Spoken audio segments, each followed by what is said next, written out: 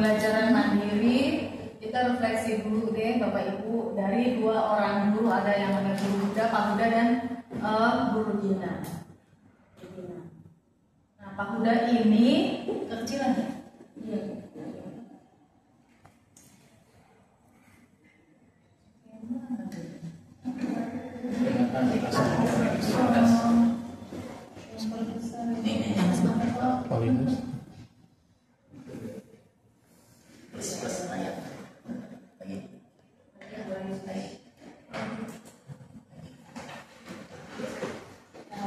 Ini ada yang namanya Pak Huda. Dia kalau udah ngajar kayak kita nih udah belasan tahun, bahkan puluhan tahun ya.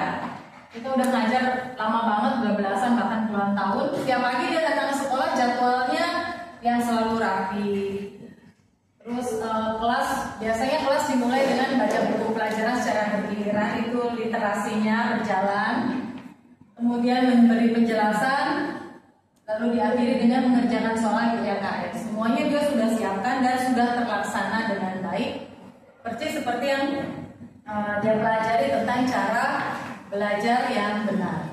Nah, bagi si Pak Huda, itu ukuran keberhasilan seorang anak adalah nilai ujian. Pokoknya selama anak-anak paham teorinya, bisa jawab soal dengan benar, di ulangan maupun dalam waktu tanya jawab, itu udah cukup. Lalu dia bilang bahwa belajar yang rajin, kuasai isi buku dan kerjakan soal dengan baik, nanti masa depan anak-anak muridnya itu akan bisa berhasil. Ya, jadi itu yang disiapkan Pak Huda, dia sudah siap materi, anak-anak sudah baca, kerjakan soal, fokus untuk dapat nilai yang baik. Itu versinya Pak Huda. Jadi tujuan akhirnya adalah mendapat nilai, bukan hanya nilai ujian, nilai ulangan harian, semua yang baik, yang bagus. Nah, kalau ini yang Bu Dina. Kalau Bu Dina, dia mengajarkan konsep, ini kebetulan sains ya diambilnya. Sebelum mulai kegiatan, dia melakukan asesmen awal, asesmen tes diagnostik, dengan mengajak anak-anak berbagi pengalaman tentang benda-benda yang melayang seperti layang-layang atau balon udara.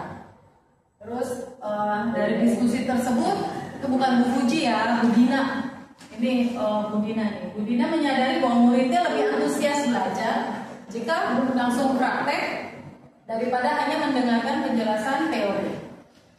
Berdasarkan temuan itu, Bu Dina meminta anak-anak itu melakukan eksperimen sederhana membuat parasit dari bahan yang ada, misalnya kain, benang, kertas gitu. Nah, anak-anak merancang parasutnya agar benda yang diikat di bawahnya, kalau kita bikin pakai batu ya, anak kelas 10, kelas 3 sih yang bikin ya di sini.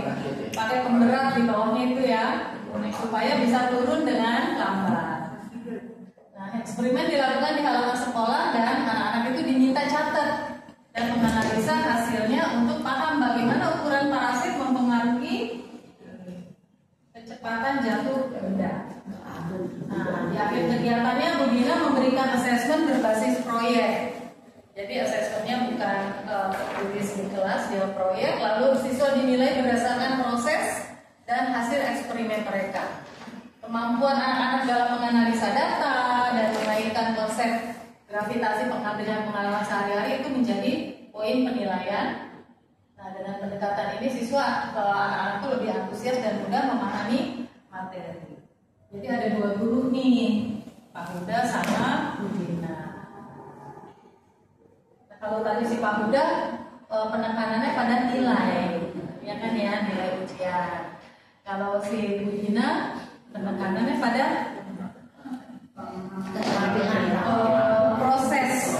prosesnya dulu, lalu bagaimana anak menganalisa sampai mendapatkan satu kesimpulan paham banget ya. Nah, jadi dari dua cerita guru ini kira-kira apa sih yang bisa membedakan mereka berdua? Metode mengajar, konsep ini beda banget. Secara satu teori, satunya praktek. Nah, dari sini ini bisa untuk bahan refleksi kita sih, kita termasuk yang mana ya, gitu ya. Ini sebetulnya refleksi kalau kita memadukan apakah kita termasuk guru yang fokus ke nilai aja, pokoknya kita kasih materi ke anak suruh baca, pelajari, terus dikasih tes, kita nilai. Oh kalau nilainya sudah bagus, berarti udah berhasil nih pembelajaran kita. Kita nggak mau tahu tapi anak itu paham apa enggak, pokoknya hitam di atas putih nilainya bagus. Sementara yang satu si Bu Dina, dia memang memberikan materi tapi dengan melalui suatu proyek. Materi itu disampaikan lewat proyek, percobaan. Lalu bagaimana anak bisa mendiskusikan permasalahan dari materi yang disampaikan, lalu bisa membuat percobaan, bisa diskusi dan lain-lain. Ya, nah asesmennya dia ambil melalui kegiatan tadi yang membuat parasit. Memang berbeda dan dua-duanya beda. Terus kalau kita refleksi, memang kadang kita mencampur keduanya. Bisa kita gunakan cara diskusi, praktek, lalu kita tes. Nilainya bagus ya berarti kita akan juga memang anak-anak sudah baik. Tapi di pembelajaran mendalam nanti ada perubahan Bapak Ibu, nggak fokus seperti itu dan prosesnya ini yang agak berbeda dari yang kemarin kita sudah lakukan. Kemarin sih guru-guru, kalau Bu kan sama aja itu kita udah lakukan, cuma beda aja istilahnya. Sehari-hari kita sudah lakukan. 10-an tahun atau 20-an tahun ngajar, kita juga udah lakukan nggak kenapa-napa.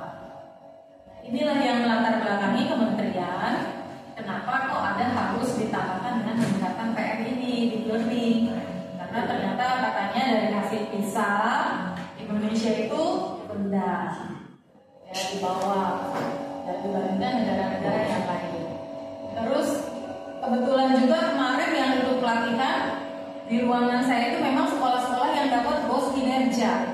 Jadi memang sekolah yang dianggap bagus ya, dianggap baik. Ya bersyukurlah Cahaya Sakti kita dianggap sekolah yang baik oleh kementerian. Sehingga kita diberi kesempatan untuk belajar langsung dengan narasumber nasional. Kemarin saya kepala sekolah, hari ini Bu Sari dan Bu Hero. Nah, jadi 26 itu benar-benar sekolah yang BOS kinerja dan kita semua memang harus menjadi pilot project. Jadi kayak saya nih nanti seperti Krishna atau Asada yang di binaan, yang swasta kan cuma kita. Binaan lain juga swastanya Jatinegara cuma saya sama Pala, yang lain nggak ada yang dapat. Nah itu juga harus mengimbaskan ke sekolah swasta. Gak tahu deh kapan waktunya, saya juga nggak ngerti. Nah, terus di binaan kita CC 0407 juga nggak dapat. 05 sana juga enggak. Jadi bersyukur aja kita kemarin dapat. Nah ini kita harus ada perubahan karena sekolah kita nanti jadi pilot project. Kita diharapkan bisa berubah meskipun memang ada perpaduan dari Pak Guru Huda sama Bu Dina, tapi tetap harus terlihat prosesnya melalui deep learning ini nanti. Apa yang membedakan guru tersebut? Udah tahu ya Bapak Ibu ya, udah bisa merefleksi ya, kita refleksikan ke diri kita. Oke, ini refleksi yang pertama. Refleksi yang kedua, boleh Bapak Ibu siapkan buku tulisnya. Tolong dijawab pertanyaan ini. Soal untuk pemetaan profil pola pikir. Ada 20 pertanyaan.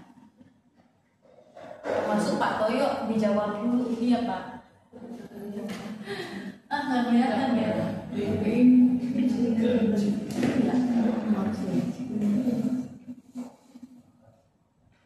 Itu aja malah 16 aja.